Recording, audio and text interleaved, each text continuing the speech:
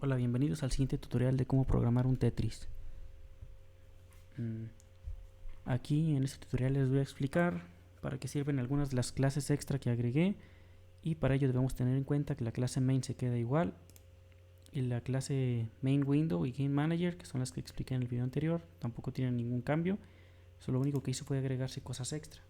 Entre ellas, la primera clase que voy a explicar es una clase que se llama constants, y este de aquí contiene una serie de variables, y voy a ir explicando qué va a ser cada cosa o qué es lo que significa cada una de ellas. Y empecemos con var x y var y.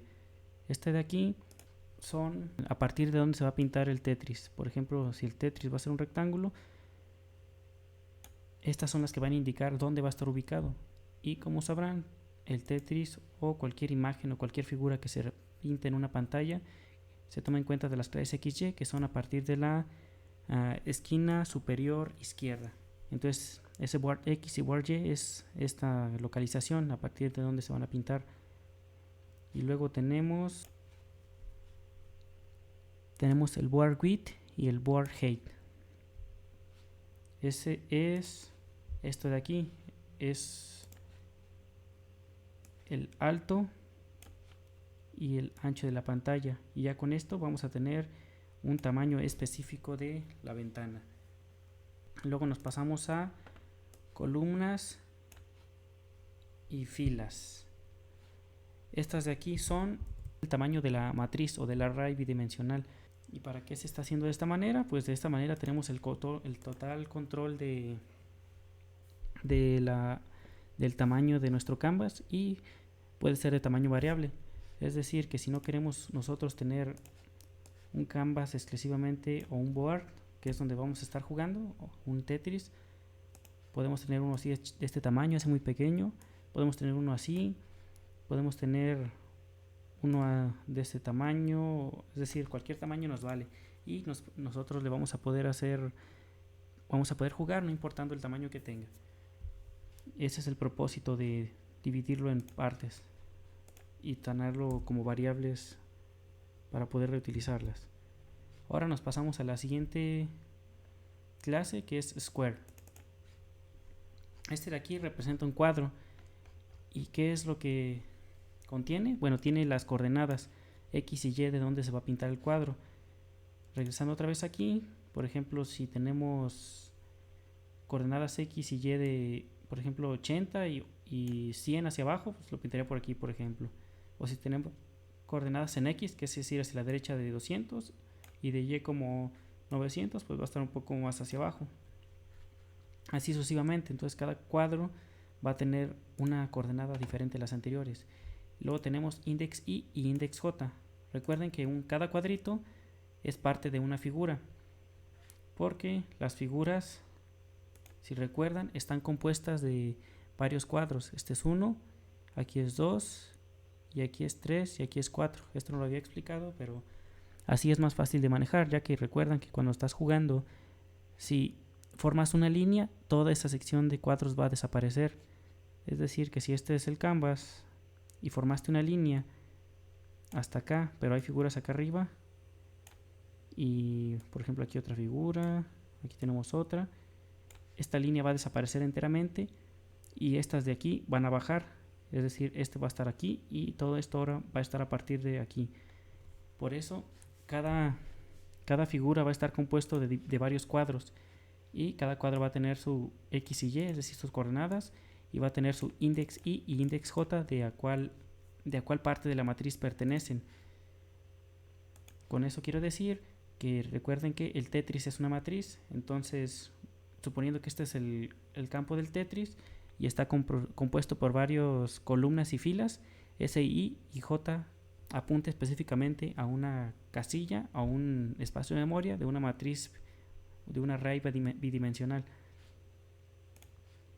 Y luego tenemos un color. Cada cuadrito va a estar por separado, va a tener su propio, bueno, va a tener un color, es igual para todos, pero así ya de esta manera vamos a poder manipular los cuadros.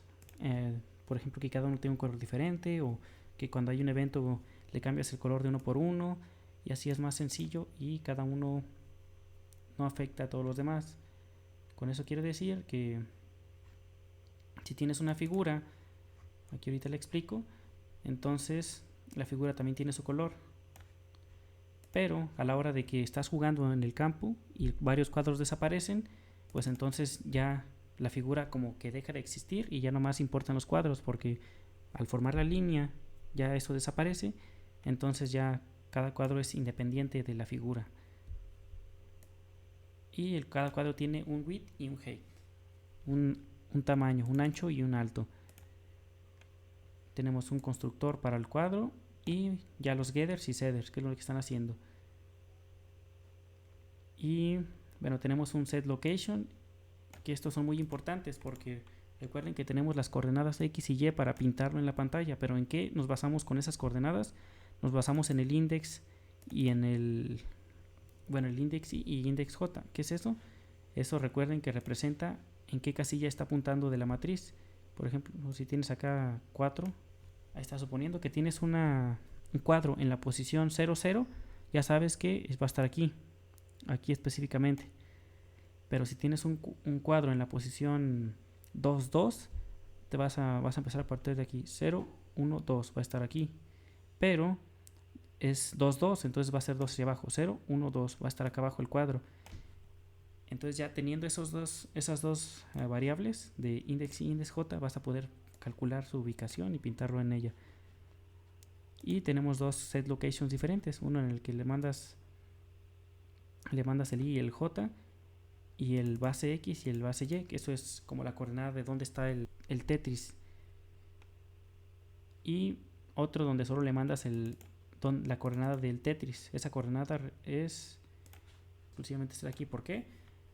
Porque para saber dónde lo vamos a pintar, pues necesitamos saber la coordenada de aquí y simplemente sumarle cierta cantidad de distancia hacia la derecha y hacia abajo. Eso es en base al X y al Y. Y así es más sencillo. Más adelante voy a explicar cómo, pero pues nomás simplemente hacer un cálculo leve de cuánto mide cada casilla. Por ejemplo, si hacia la derecha mide 30 y quieres que esté en la posición 4, por ejemplo, 0, 1, 2, 3, 4. Aquí suponiendo que hay una casilla invisible. Entonces sería 4 por 30. Sería como 120. Bueno, no estoy seguro. Pero ya sabrías que está hacia aquí. Y lo mismo para tu tamaño en la altura. Si sabes que aquí, a partir de aquí es por así decirlo 0, entonces le vas a sumar todo, las casillas las vas a multiplicar por el alto de cada una de ellas y ya te van a apuntar en una dirección específica. También tenemos un clon. ¿Qué es un clon? Pues simplemente lo único que hace es crear un nuevo cuadro y se le setean todos los valores que contiene ese mismo objeto y lo regresa. Esto es para cuando necesites manipularlo pero sin modificar el original, una copia tal cual, pues simplemente creas uno nuevo y lo regresas y ya manipulas ese como quieras y no se va a modificar en nada el original. Entonces vayamos a la clase figura. La clase figura va a tener un linked list de squares, es una lista que va a contener cuadros y esos cuadros que representan esto de aquí. Por ejemplo, va a tener, si fuera esta figura, va a tener 1, 2, 3, 4.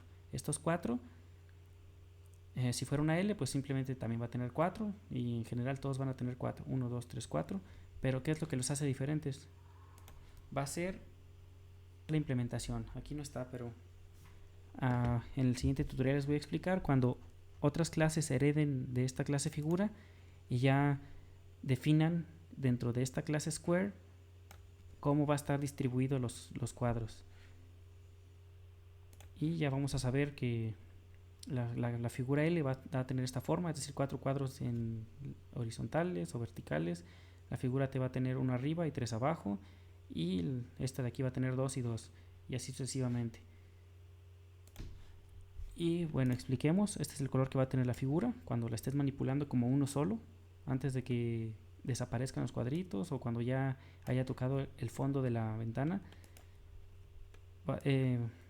Cada uno va a tener su ancho y alto, su base X y su base Y. Esta base X y base Y representa que cada figura va a tener su propia coordenada independientemente de todas las demás de la aplicación, y va a tener un figure type. Esto de aquí es un enum que hice para poder diferenciar entre distintos tipos de figuras, que es la O, la L, la J, la T, la Z, la S, y el Hero Square, que simplemente es la que son 4 en línea, pero pues le puse un nombre diferente para variarle. Y ya tienes un constructor. Cada constructor es diferente, dependiendo de lo que se requiera. Esta es una figura regular, es decir, tú le mandas el color y la figura, el tipo de figura. Y tenemos una figura que está dentro de una región específica. ¿Eso qué significa?